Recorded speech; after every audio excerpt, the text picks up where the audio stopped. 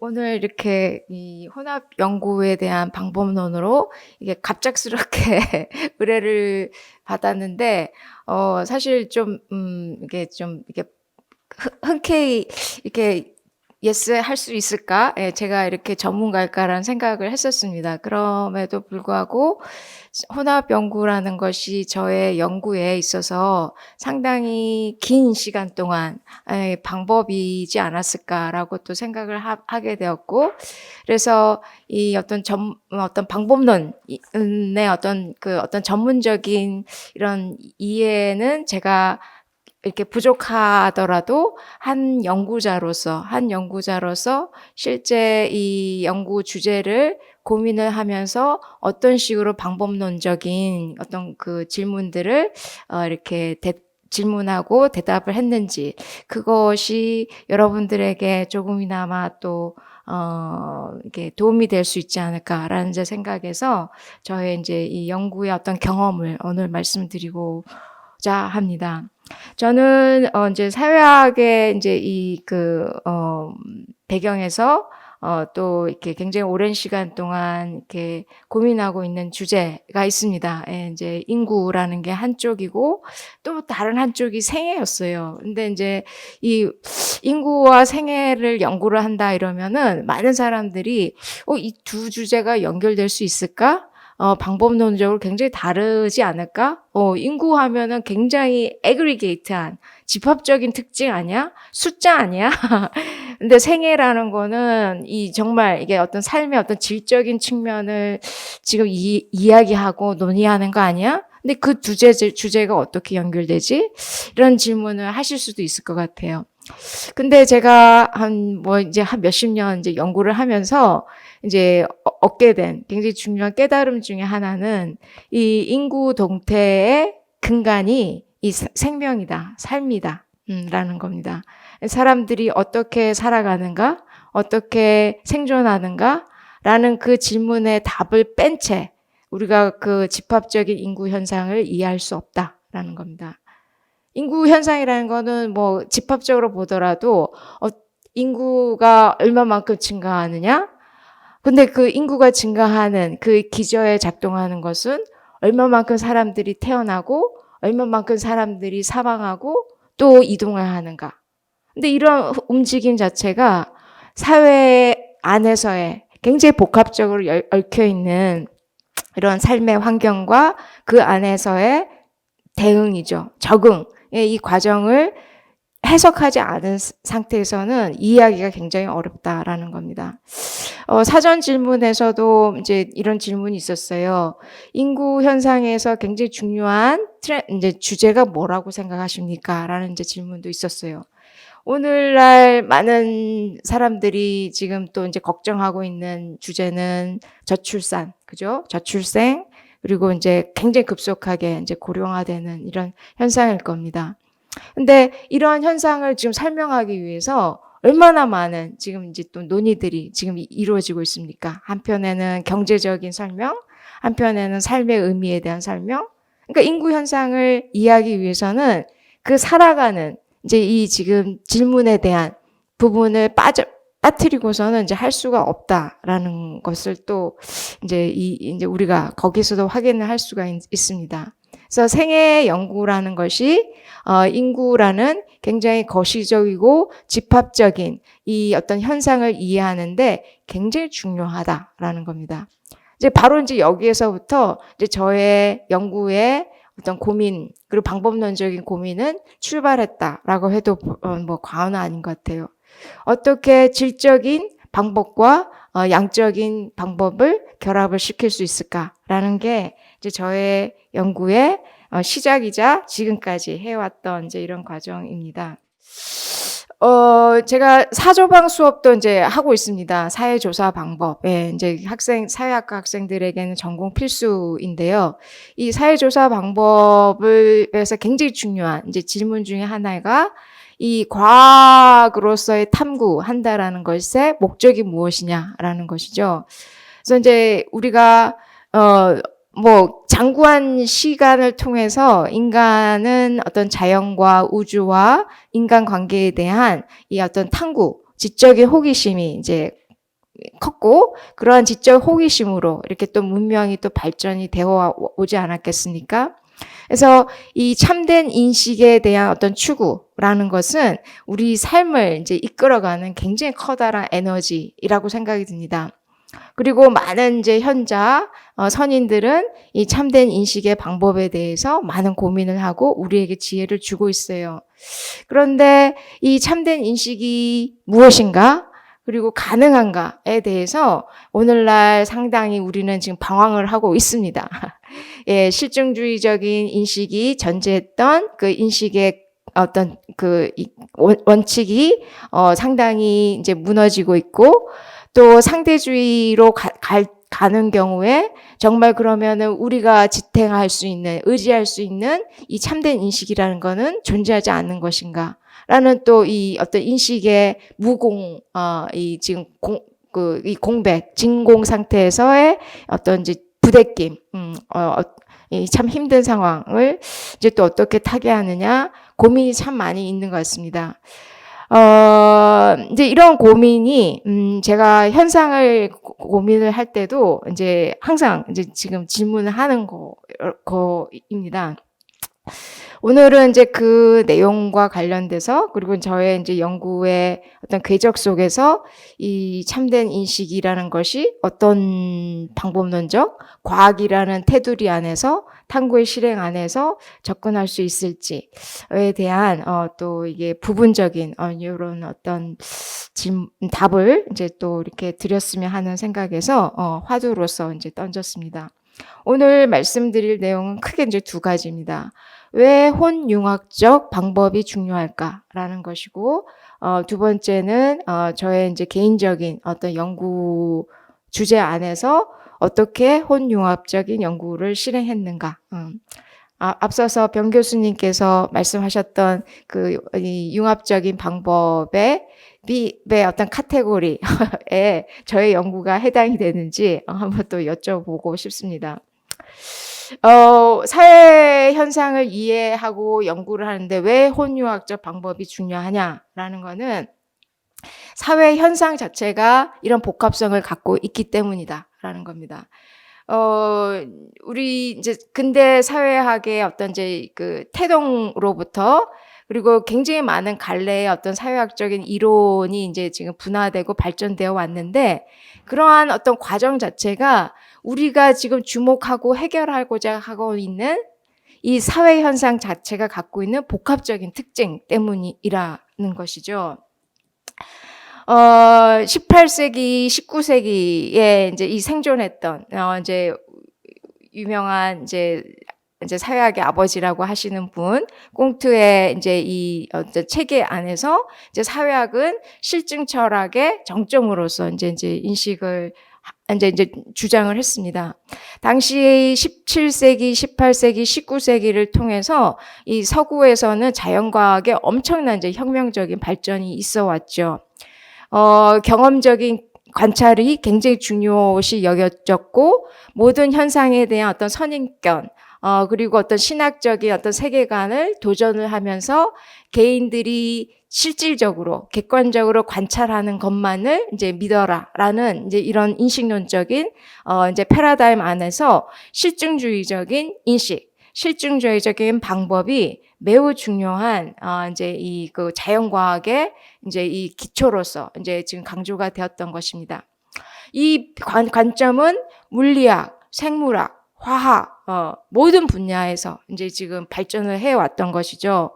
이제 그런 이 과학 혁명의 이제 이 지금 배경 안에서 이 지금 이제 이 사회를 중심으로 하는 학문, 인간 세계를 탐구로 하는 이 학문에 있어서도 실증 과학적인 방법론의 이제 이 중요성이 이제 강조가 됐고, 그것에 기초해서 사회학이 이제 정립이 되었던 것입니다.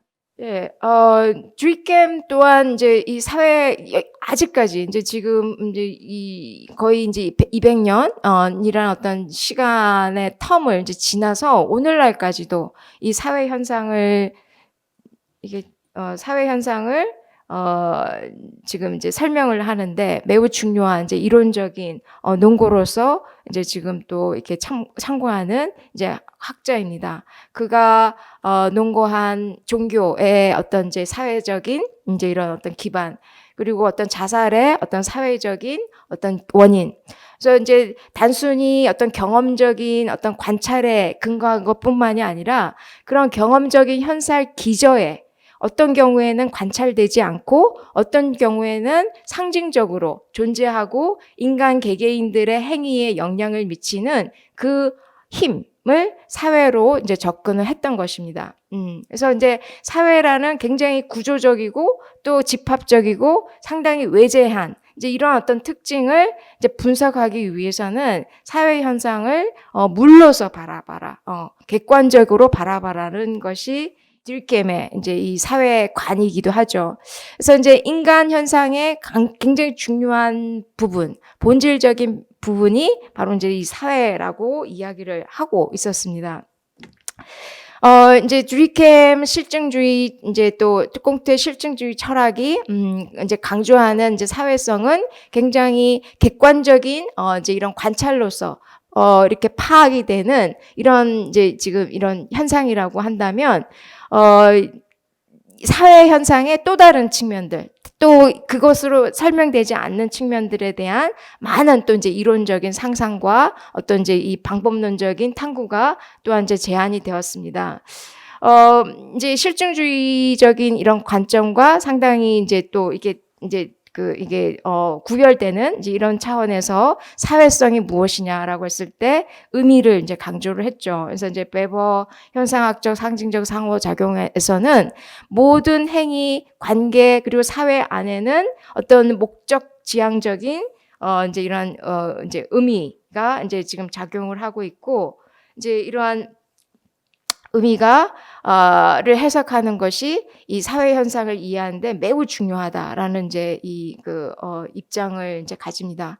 그렇기 때문에 객관적인 어떤 관찰뿐만이 아니라 바로 이제 의미를 해석하는 이런 해석학적인 방법을 이제 강조를 많이 했었죠. 현대 어떤 이제 사회 이론에서는 이제 이 사회의 어떤 이제 이 시스템적인 차원, 그리고 더불어서 관계적인 차원, 그리고 어떤 장으로서의 이 어떤 이제 사회적인 어떤 성격을 또 이제 주목을 하는 이제 이런 어떤 논의들도 굉장히 많은 이제 이런 어떤 관심을 받고 있습니다.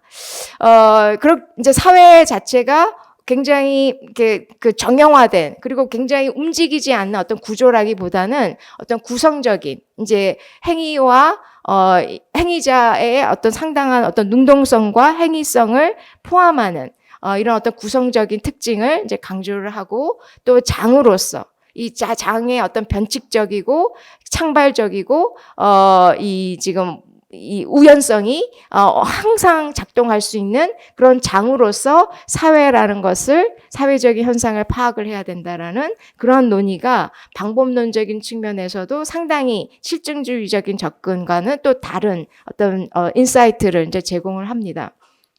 이제 이런 어떤 사회 현상의 복합적인 측면 때문에 사회학자들은 늘 고민을 합니다. 이 사회 현상을 연구를 하기 위해서 적합한 방법이 실증주의적인 방법일까 아니면 해석학적 방법일까를 두고서 상당한 고민을 할 수밖에 없어요. 어떤 현상도 어떤 객관적인 현상으로 이렇게 재단되는 그런 현상은 존재하지 않는다라는 겁니다. 이 시스템적이고 관계적이고 그리고 상당히 개인에게 영향을 주는 굉장히 외재적인 그런 힘과 더불어서 또 그런 힘 안에는 주관성이 항상 작동을 한다라는 거예요. 행위자는 수동적인 존재가 아니다라는 거죠. 그리고 이 수동성도 어느 순간에 집합적인 관계 안에서는 능동적으로 변화되고요. 이제 이러한 역동적이고 복합적인 이런 층위를 설명하기 위해서는 질적 방법과 양적 방법의 그런 이분법적인 관점에서는 사회 현상을 제대로 지금 포착하기 어렵다라는 겁니다. 앞서서 말씀드렸던 인구 현상도 마찬가지고요. 자, 이제 이런 측면에서 어떻게 실증적인 방법과 질적 방법을 통합하고 융합하고 혼합하느냐라는 거는 엄청나게 중요한 과제라는 것이에요. 뭐 일각에서는 이제 그런 어떤 비판도 있습니다. 앞서서 변 교수님 말씀 주셨던 것처럼 제대로 이게 지금 혼합 연구를 하면 이도 아니고 저도 아닌, 예, 그런 방법으로 이제 지금 가는 게 아닌가. 저로서도 그런 경험을 했어요. 제가 시작은 어떤 이제 인구라는 굉장히 포멀한 어떤 이제 이 방법을 가지고서 분석하는 것으로 이제 출발을 했다가 그 인구 현상을 제대로 이해하기 위해서는 그 현장과 삶의 의미를 지금 이해하는 게 굉장히 중요한데 그 객관성과 어떤 수리화와 양화에 훈련이 된 제가 현장에 나가서 사람들의 움직임과 공감하고 소통하는 감수성을 겸비한다라는 건 굉장히 어려운 것이죠. 예, 이 혼용화 방법에 있어서 굉장히 중요한 관건은 바로 이거라고 생각이 듭니다. 한편에서는 연구자는 굉장한 객관적인 어떤 통찰과 그리고 자료를 수집하기까지 엄밀하고 체계적인 이런 어떤 지금 노력을 해야 되는 겁니다. 양적 연구의 굉장히 중요한 이제 목적은 대표성이 있는 그런 자료를 만드는 작업이에요. 설계를 하는 과정, 그리고 대표성 있는 모집단을 추출하는 과정, 그리고 많은 어떤 현상들 안에서 일반적인 어떤 관계를 추론하는 과정이 쉽게 되지 않아요. 제가 이게 어떤 양적 연구로서도 논문을 쓰고 질적 연구로도 논문을 썼을 때 저 또한 그랬습니다. 논문으로서 이게 제대로 된 뭔가 이게 정말 해석 좀 이렇게 같이 토론해보고 뭔가 이론적인 함의가 있는 그러한 양적 연구를 출간하기까지 엄청난 노력이 필요하다는 것을요. 자료가 있다고 해서 그렇게 양적 연구가 이루어지기가 어렵다는 겁니다. 예, 그래서 이제 양적 연구라는 절차도 굉장히 어려울 뿐만이 아니라 그 양적 연구를 통해서 논문을 쓰고 개념화하는 그 작업에는 또 양적 연구만으로서는 할 수 없는 그 질적인 연구의 인사이트가 굉장히 결합이 돼야 된다는 생각이 많이 들었어요. 이제 그래야지만 양적 연구도 사람들이 읽을 수 있는 논문을 쓸 수 있다라는 생각을 많이 하게 됐습니다. 예, 그래서 이 양적 연구라는 게 굉장히 어려운 거다. 이게 논문을 이제 이 자료를 양화시키고 그 양화된 자료를 가지고 일반화하고 그 일반화한 어떤 이제 현상을 가지고서 이론적인 어떤 현실적인 정책적 함의가 있는 논문을 주장을 하는 거가 굉장히 어려운 작업이다라는 거 강조드리고 싶습니다. 반면에 질적 연구는 또 다른 측면에서 또 도전이 있는 거고요. 예, 최근에는 이제 이 양적 연구가 또 새롭게 이제 도전을 받고 있는 것이 방법론 차원에서도 그렇고 이론적인 차원에서도 그렇습니다. 이 빅데이터가 이제 지금 이제 이제 만들어지면서 이 자료라는 것이 이전에는 굉장히 연구자의 체계화된 어떤 프레임 안에서 설계가 되고 자료가 수집되고 하면서 통계적인 추론을 통해서 이제 분석하고 해석하는 과정이었다고 한다면 지금 이 빅데이터 시대의 이 자료는 상당한 부분 실시간으로 굉장히 다양한 목적에서 만들어지고 있는 그런 자료의 속성을 갖고 있습니다. 그렇기 때문에 우리가 액세스할 수 있는 양적인 자료는 어마어마해졌습니다. 그러나 그 어마어마한 자료가 갖고 있는 이 속성 자체가 상당 부분은 비정형이고 그 모집단의 실체를 알 수가 없다라는 것입니다. 근데 어마어마하게 지금 이제 만들어진 이 자료를 그럼 버릴 거냐? 그렇지 않아요. 뭐 시장에서는 발빠르게 이용을 하고 있습니다. 그 자료를 가지고서 통계적인 추론과 일반화를 시도를 하고 있습니다. 바로 이제 그런 과정에서 새롭게 이제 방법론적으로 이제 제기가 되고 있는 거는 양과 질의 구분이 무너지는 그 질문하고도 맞닿아 있어요. 과거에는 양적인 데이터와 질적인 데이터가 확연하게 구분이 되고 방법이 구분된 것 같이 우리는 이제 전제를 했었지만 지금은 상당히 많은 질적인 데이터가 양화가 되고 있는 이런 상황이고 그 양화된 자료를 가지고 또 어떤 이제 인퍼런스를 하게 되는 이런 어떤 절차로 이제 이행을 하고 있다는 것입니다. 이제 이런 어떤 이 방법론 자료의 어떤 성격의 변화 안에서 질과 양이라는 어떤 자료의 경계가 이제 모호하게 되어 있어요. 예.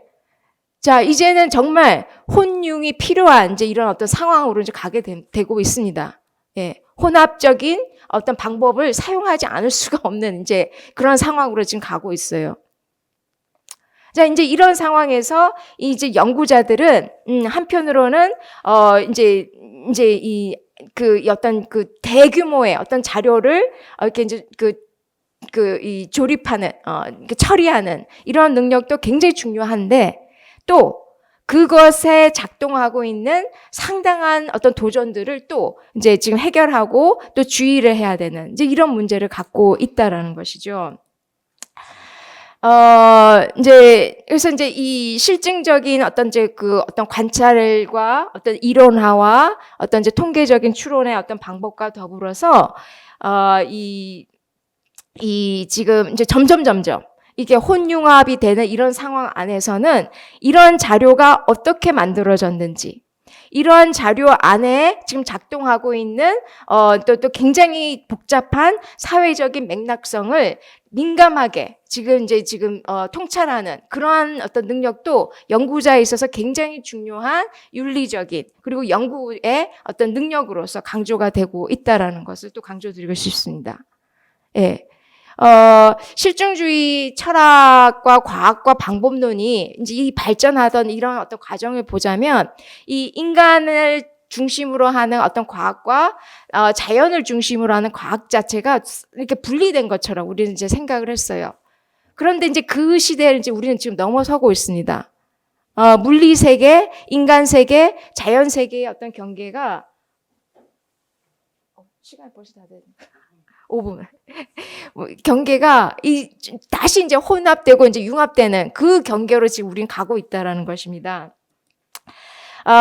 이제 이런 측면에서 이제 실증적인 철학에 대한 어떤 비판에 대해서도 이제 또 한번 귀 기울일 필요도 있다. 우리 시대 지금 필요한 어떤 과학적인 방법은 이 어떤 이 대상을 객관적으로 관찰하는 이런 방법만이 아니라 대상과 지금 연구자가 포함한 인간 세계의 어떤 관계에 대한 이해와 해석과 을 필요로 하는 그러한 이제 지금 지식 체계여야 된다라는 겁니다. 빅데이터 시대는 더욱더 그렇다라는 겁니다. 이 빅데이터의 상당한 부분은 이제 발전이 되고 그 빅데이터를 활용하는 알고리즘이 확장이 되면서 엄청난 오브젝이 만들어지고 있습니다. 대상들이 객체가 만들어지고 있어요. 이 객체라는 게 이 엄청난 주체에 버금가는 이 능동적인 행위, 실천력을 갖고 있습니다. 그리고 사회에 미친 영향이 어마어마하고요. 어떤 규모나 이제 이 역량에 있어서요. 근데 이러한 자료 그리고 방법이 제대로 우리가 그 맥락을 지금 이 관리하지 않고 또 이렇게 주목하지 않은 경우에 엄청난 이제 이 과학의 이제 이 사회 그리고 인류 전체에 미치는 영향에 대해서도 우리는 이제 걱정을 하고 우려를 해야 된다라는 것입니다. 이제 이런 측면에서 어떤 질적인 어프로치와 이 지금 양적 어프로치의 이제 또 혼융합이라는 것도 이제 다시 강조가 될 수가 있겠고요. 예, 그래서 이제 이 의미 해석을 강조하는 것은 단순히 현상 안에 이제 의미가 있다라는 그런 차원만이 아니라 그 현상 의미에 작동하는 사회 관계, 그리고 그 사회 관계 안에 작동하는 권력, 그리고 많은 억압, 그리고 체계의 어떤 영향력을 종합적으로 연구하기 위한 이제 이러한 목적하고도 맞닿아 있다라는 것입니다. 그리고 또한 이 혼융합적인 방법에서 또 강조를 했으면 하는 부분은 이 현장의 어떤 중요성이에요. 제가 이 인구와 생애 연구를 통해서 굉장히 중요하다고 이제 생각을 했었던 부분이 바로 현장입니다. 이 장을 에 들어갔을 때 사람들이 생생하게 꿈틀거리는 거를 볼 수 있을 뿐만이 아니라 저 자신이 꿈틀거리고 있었다라는 거예요. 굉장히 역동적인 어떤 삶의 어떤 좋은 과정 안에서 대상을 만나고 소통하고 이제 그런 과정 안에서 이제 연구를 할 수 있다라는 이제 생각이 많이 들었습니다. 이제 간단하게 한 이제 1분, 2분, 2분만 좀 시간을 주시면 이제 저의 이제 이 연구 안에서 이제 이 어떻게 혼융합적인 어프로치를 했느냐 이제 이제 말씀을 드리고 싶어요. 인구라는 것이 앞서 말씀드렸던 것처럼 이제 이 생명과 삶과 생애의 이제 이 지금 결과다. 그리고 또 그것은 뗄래야 뗄 수 없다라는 겁니다. 그 환경 안에는 정치, 경제, 문화, 거시, 미시, 시스템, 관계, 행위, 정동, 욕구, 의미가 복합적으로 얽혀 있다라는 것이에요. 자, 이제 이런 것을 우리가 어느 하나의 어떤 방법으로 해석할 수 있겠습니까? 그렇지 않습니다. 예.